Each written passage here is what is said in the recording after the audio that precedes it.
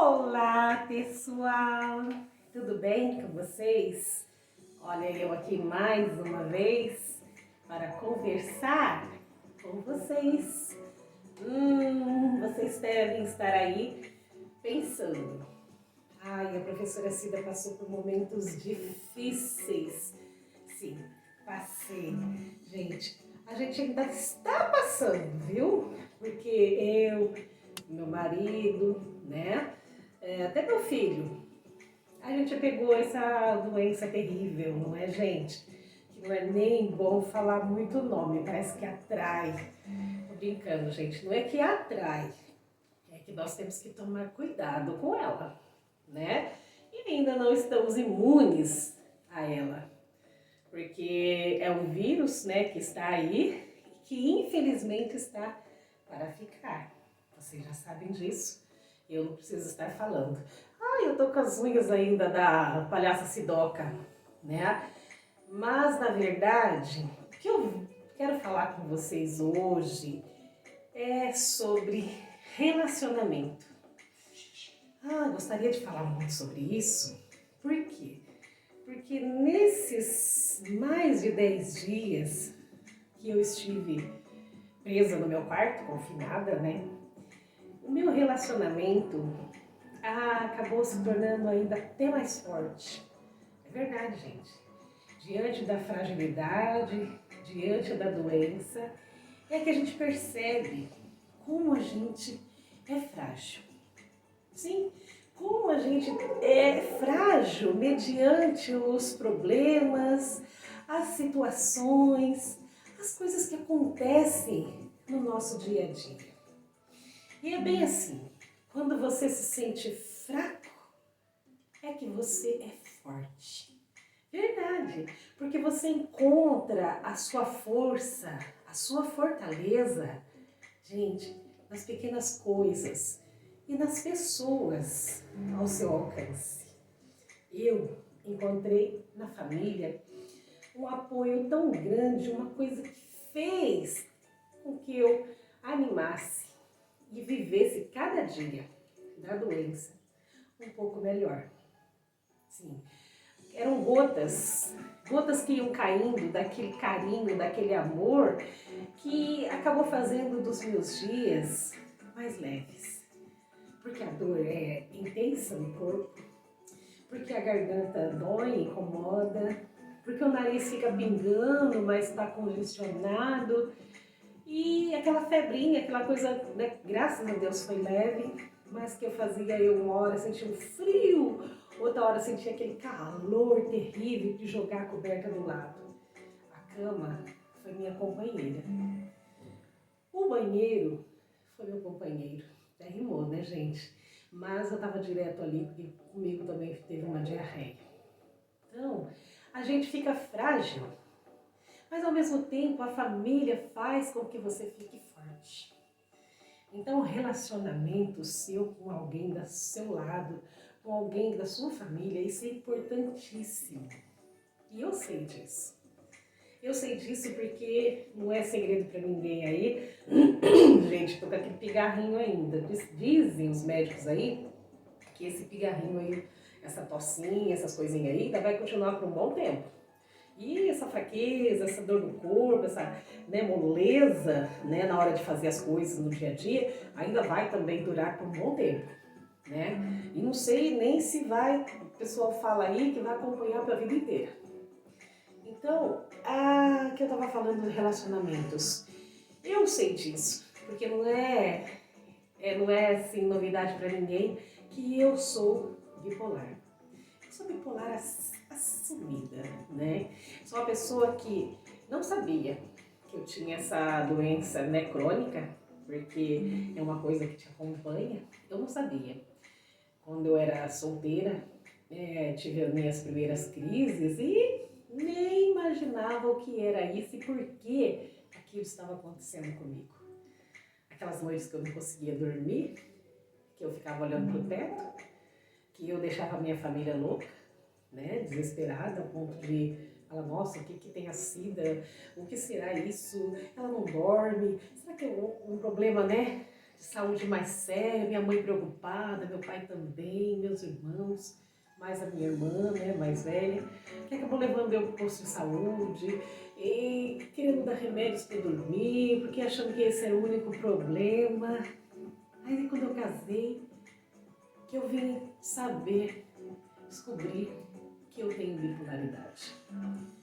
Então, essa doença crônica que me acompanhou durante toda a minha vida, está acompanhando ainda, eu nunca procurei falar dela assim, muito, porque eu não sou médica, eu não sou enfermeira, então eu não tenho uma visão daquele assunto profissional, mas eu tenho uma vivência, eu consigo dizer o que eu sinto. E se você é bipolar aí também, se você tem esses relacionamentos aí, que eu tô falando de relacionamento complicados no dia a dia, eu também tenho, e eu gostaria de falar sobre isso, o meu relacionamento com essa minha doença.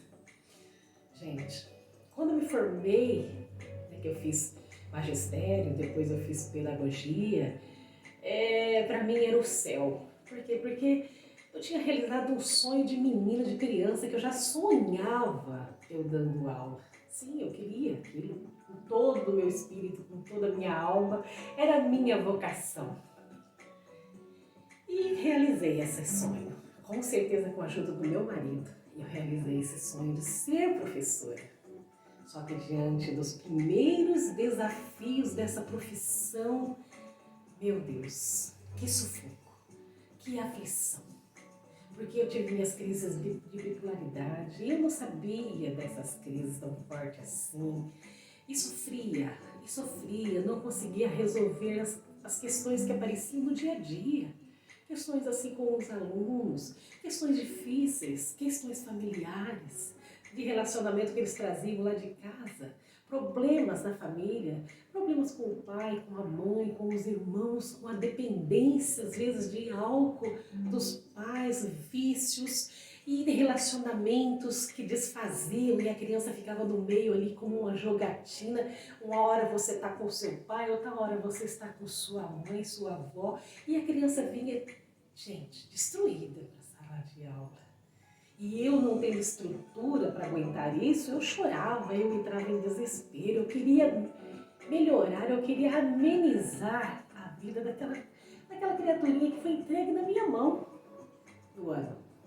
Sim, porque você pega lá 26, 27, às vezes 30, 30 e pouco, tem muitos professores aí na mão, a vida de uma criança.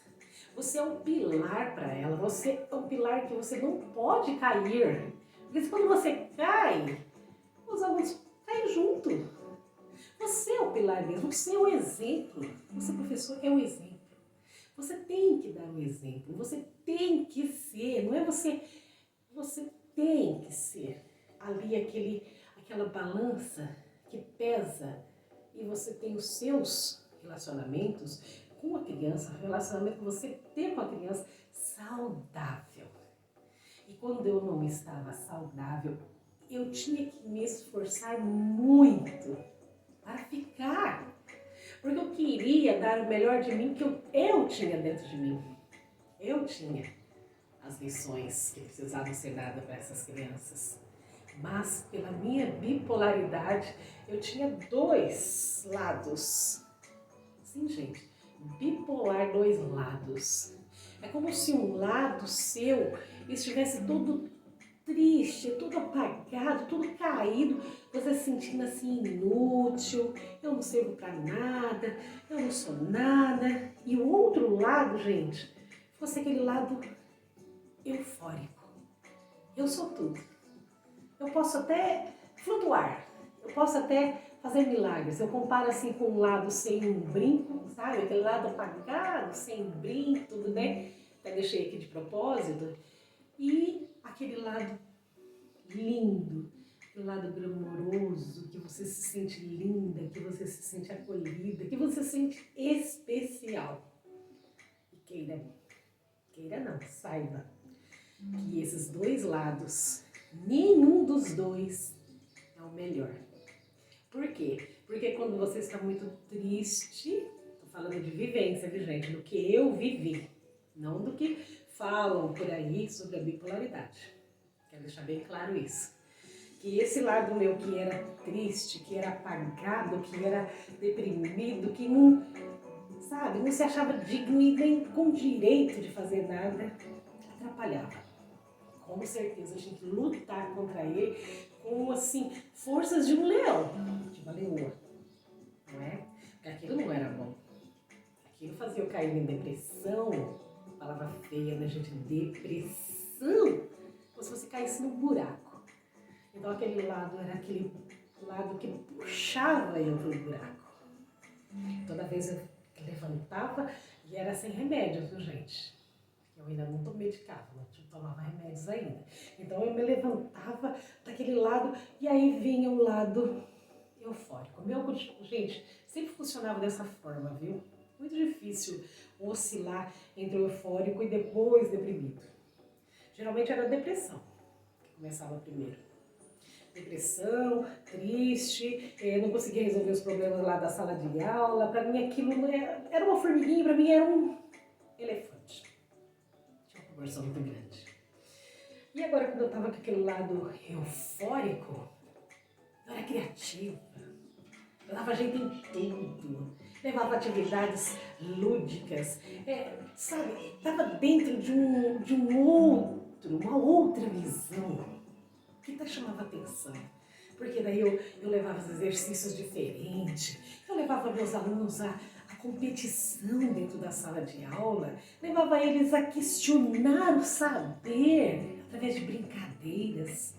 Fazia aquelas rodas lindas, maravilhosas dentro da sala de aula, que eu via o potencial de cada criança. Eu via o potencial tanto deles, sabe, a alma, o espírito deles. Não é exagero não, gente. Que eu poderia escrever, cada um deles se descrever numa folha de papel. E era bem assim. Essa convivência com esse meu lado depressivo, lado triste, né, chegava a ser um lado assim sombrio. E essa convivência com o meu lado eufórico, esse lado que queria ver tudo lindo, maravilhoso. Aliás, via, né, gente? Via, porque pra mim a vida era como essas unhas aqui, um arco-íris, quando eu estava eufórica. Então eu posso dizer, sim, que esses dois lados da moeda, dois lados da Aparecida, eram complicados. Aí, gente, para melhorar essa guerra, não é verdade, dentro do meu interior, esse relacionamento comigo mesma, que chegava a ser uma coisa assim, sufocante, eu precisava de medicamentos. Eu precisava dar um tempo, eu precisava tirar aquela licença médica. Eu precisava dormir, precisava desligar. Sabia que você tem um momento na sua vida que você tem que ser como luz, que você tem que apagar.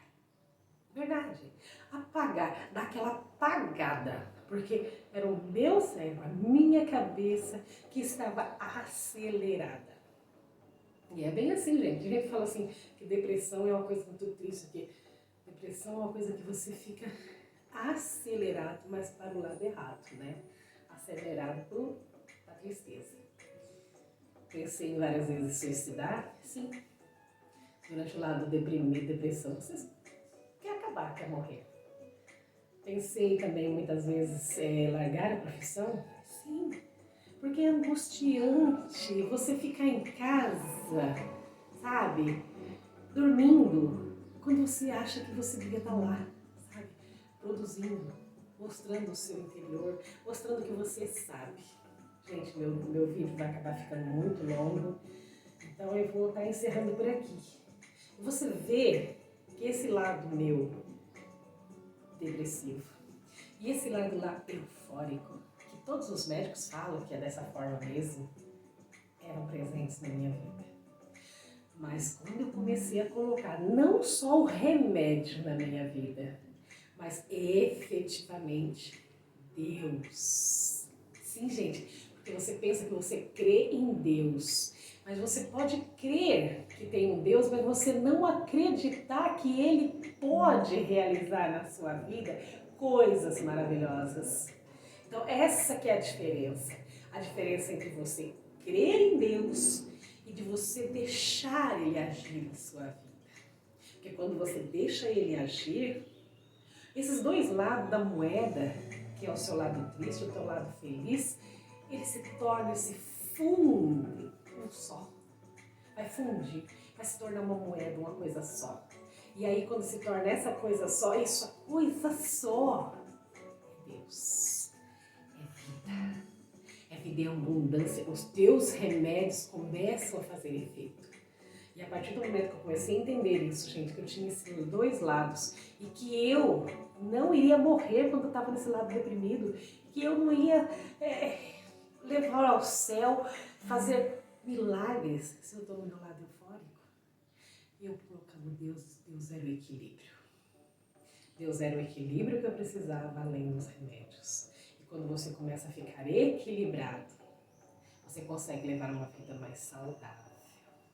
Agora eu já aposentei, né? Porque depois assim, tanto sofrimento, de tanto sofrer, acabei, né, graças a Deus, aposentando. Mas eu te digo que se você aí é bipolar como eu, e você não está conseguindo conciliar esse teu lado extremamente depressivo com esse lado extremamente eufórico, feliz, põe Deus na sua vida. Põe o centro. Fala assim, ó, Deus é o centro da minha vida. E eu vou crer nele, eu vou entregar o meu corpo, eu vou entregar o meu espírito, a minha alma, a minha essência a Deus. Entregue a Deus o que você tem de melhor dentro de você. E aí você vai se realizar, aí você vai ver que tudo na vida começa a mudar para melhor. Ok? Então fica com o meu recadinho de hoje, e fica também com o meu abraço, meu beijo estalado, tá, gente? Eu digo meu beijo estalado, meu abraço apertado. E, olha, coloque Deus aí na sua vida. Hoje, não deixa para amanhã, ok? Tchau, pessoal. Até mais um vídeo aqui no nosso canal. Hoje, conversando com a professora Cida. Tchau!